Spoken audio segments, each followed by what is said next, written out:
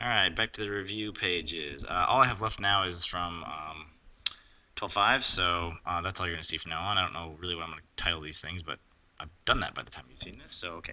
Anyway, number 20 is just like number 19. You're supposed to take that picture that they had there and change these numbers and then do parts A through E as they were before. All right, so what's the ratio of the areas of the shaded circles? Well, in that case, if we're comparing sort of top cone to full cone. This is the base of the top cone. This is the base of the full cone. In that situation, you know what? Let's go to that. Let's do this. If I'm comparing top cone to full cone, K here is, and I don't know if I'm always going to want to do this whole problem, because I guess those are the only things that are similar. Okay, great.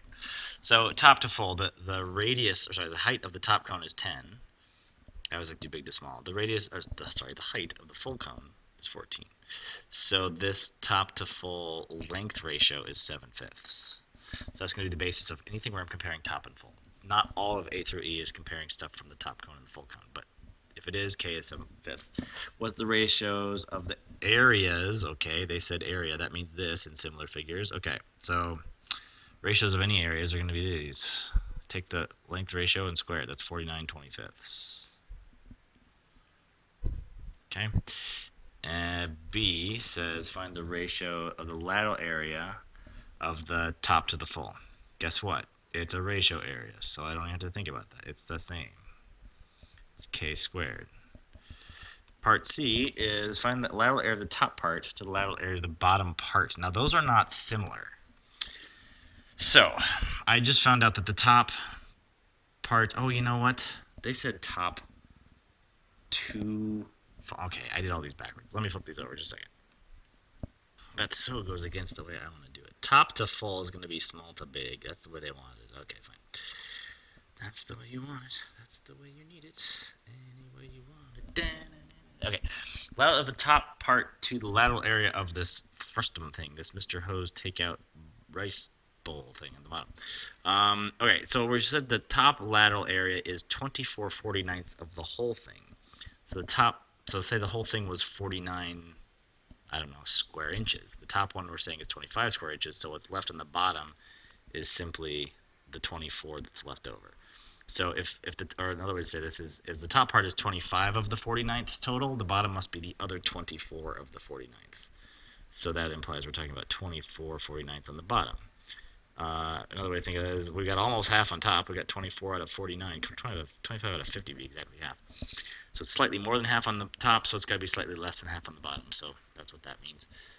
Part D is saying what's the volume of the top to the volume of the whole thing. That's just K cubed, because now we're talking about similar things again. We're talking about volume of this top piece, volume of the whole thing.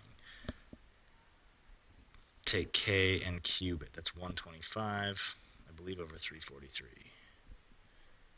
Yeah. Okay.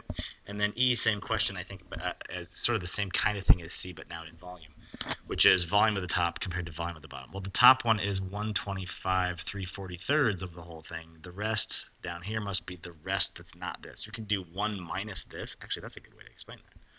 It's 1 minus the ratio that's on the top. Or you could say it's the same thing. You're going to do the same calculation as taking 343 minus 125. It's the rest out of 343, which is 343 minus 125. I get 218, 340 thirds. 218 was the highway that ran through my hometown. Okay, great. Okay, in 20, they say that you've got this pyramid with an overall height of 15 that's chopped by a plane. I mean, this was like the last one, but we've got a pyramid instead of a, you know what? This seems like I already did this problem. Anyway, it's chopped by a plane that's 6 centimeters above the ground. So that means this would have to be 9, this would be 6. But it doesn't tell you what type of pyramid this is. I'm just guessing it's a square pyramid. That's why I'm thinking I already did this problem. Let me check back. See, I did do it. Here it is. This is a much nicer picture. I did this one on the Promethean board. The one you just saw me do, I did on the tablet with the little tablet pen. Look how bad that is. Oh my gosh. Okay, time to go to number 22. All right, this one I did in class on the board, I think, but this is okay. We're supposed to find the ratio of areas. Well, the ratio of lengths is simply a to b. What's the ratio of areas? Well, it ought to be k squared, which is a over b squared, which is the ratio a squared to b squared. But they say you're not supposed to use that principle. You're not supposed to just go, oh yeah, I know that this is k squared. I'm not supposed to know about this. I'm supposed to prove that this is going to be true. So you find actually the surface area of the big one, and we'll sort of ratio compare that to the surface area of this one over here.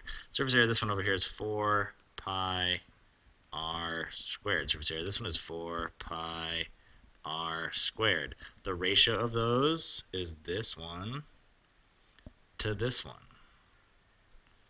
And guess what? 4 pi's all cancel. That is going to equal, cross those things out, a squared to b squared. So I've just sort of proven that that's actually ends up being the square of that ratio, and everybody's happy. 24, what happened there? 23, same thing. It's just about then the volumes.